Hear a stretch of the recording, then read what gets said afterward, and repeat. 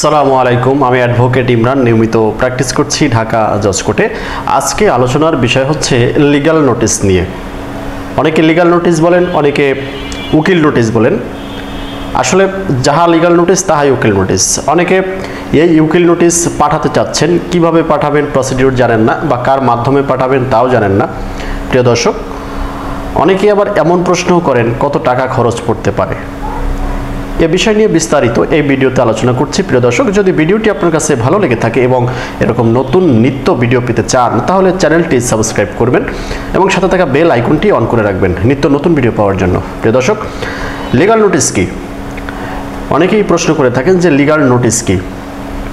Legal notice হচ্ছে একটি আইনি প্রক্রিয়া, যাহা একজন অ্যাডভোকেটের মাধ্যমে আপনি যাকে কোনো কিছু অবগত করতে চান তাকে পাঠানো, অর্থাৎ একটি আইনি প্রক্রিয়ার মাধ্যমে আপনি কাউকে পাঠালেন। আমি একটি উদাহরণ সহকারে আপনাদেরকে বোঝাতে চাই। প্রিয় দর্শক, ধরেন আপনি কোনো একজন ব্যক্তির কাছে আপনি কিছু টাকা পান।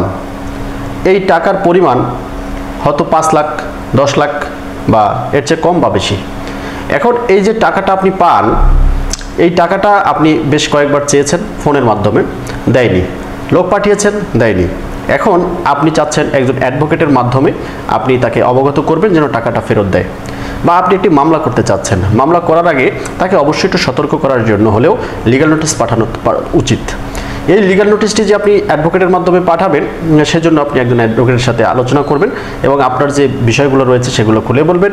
কাকে টাকা দিয়েছেন, কিসের মাধ্যমে দিয়েছেন, কোনো চেক দিয়েছেন কিনা, বা বিকাশ বা নগদে পাঠিয়েছেন কিনা। যেভাবে দিয়েছেন ওরকমভাবে আপনারা একজন অ্যাডভোকেটকে বললে, ওই অ্যাডভোকেট তার প্যাডে একটি প্যাড থাকবে ওনার নামে এবং ওনার ঠিকানা দিয়ে, এই ঠিকানা বরাবর আপনি ওই প্যাড দিয়ে আপনি একটি লিগ্যাল নোটিশ অ্যাডভোকেটের মাধ্যমে পাঠাবেন।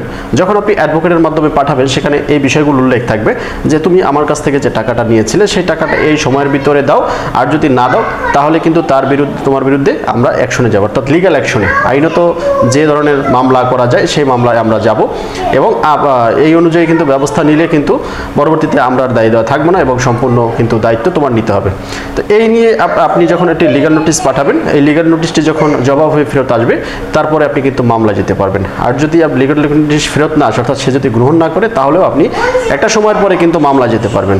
প্রিয় দর্শক, এই যে প্রক্রিয়াটা আপনি অনুসরণ করলেন বা এই প্রক্রিয়াটা আপনি মেনে আপনি যে কার্যক্রমটি সম্পন্ন করলেন, এটিকে কিন্তু লিগ্যাল নোটিশ বলা হয় প্রিয় দর্শক, বা এটাকে আপনি উকিল নোটিশও বলতে পারেন। এই উকিল নোটিশ দেওয়ার জন্য কত টাকা খরচ পড়তে পারে? এই উকিল নোটিশ দেওয়ার জন্য একজন অ্যাডভোকেট এক এক রকমের ফি নিয়ে থাকে। আপনি যদি আমার কাছ থেকে করে নেন তাহলে অবশ্যই আমার সাথে যোগাযোগ করে নেবেন, আর যদি আপনি অন্য কারো মাধ্যমে করতে চান তাহলে তার সাথে আপনি যোগাযোগ করে পরবর্তীতে কিন্তু ব্যবস্থা গ্রহণ করতে পারেন। প্রিয় দর্শক, যে কোনো প্রয়োজনে আমি অ্যাডভোকেট ইমরান রয়েছে সবসময় আপনাদের সাথে। আমার সাথে যোগাযোগ করার জন্য অবশ্যই স্ক্রিনে দেওয়া নম্বরে যোগাযোগ করতে পারেন। ভালো লাগলে লাইক, কমেন্ট, শেয়ার করতে পারেন। পরবর্তী ভিডিও দেখার আমন্ত্রণ রইল। সে পর্যন্ত সবাই ভালো থাকুন, সুস্থ থাকুন।